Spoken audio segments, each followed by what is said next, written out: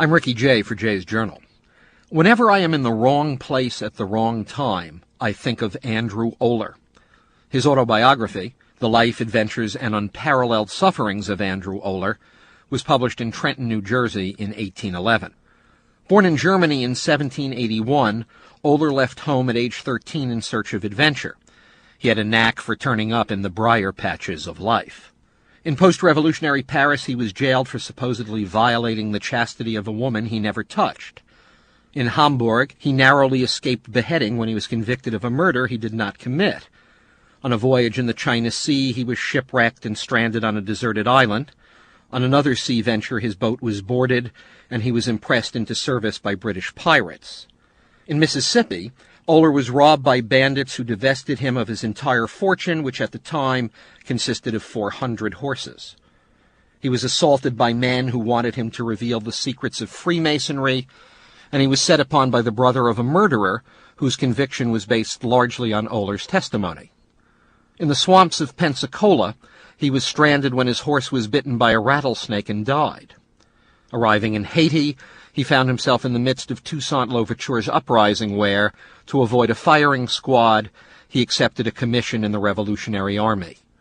The Albert King of his day, if he didn't have bad luck, he wouldn't have no luck at all. As a budding balloonist, he was thwarted when gamblers, wagering he would not succeed, surreptitiously slit his balloon. Finally, aloft in a later attempt, he descended only to learn his manager had absconded with all his money. In Mexico, a successful balloon exhibition brought him fame, wealth, and entree to the highest levels of society. To show his gratitude, he invited the governor and his friends to witness a phantasmagoria, or ghost show, that had recently become all the rage in Europe. In darkened chambers, lightning flashed, thunder roared, and frightened guests were shocked with electricity as ghostly figures were projected from a concealed magic lantern. Transfixed, the audience left without a word. At 4 that morning, Oehler was dragged from his bed, chained and confined in a pit 150 feet below the ground. Told to prepare for his death, he survived on bread and water for 6 months until someone convinced the governor that Oehler was not in league with the devil. Theoretically, it's the goal of every conjurer to present an entertainment so mind-boggling, so mystifying, that it may be perceived as real. But in any vocation, one can garner too much success.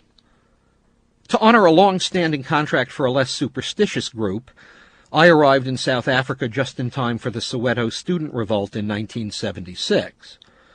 After my performance, I was invited to the home of a prominent newspaper editor for what he euphemistically called a party. I found myself at a Marxist cell block meeting.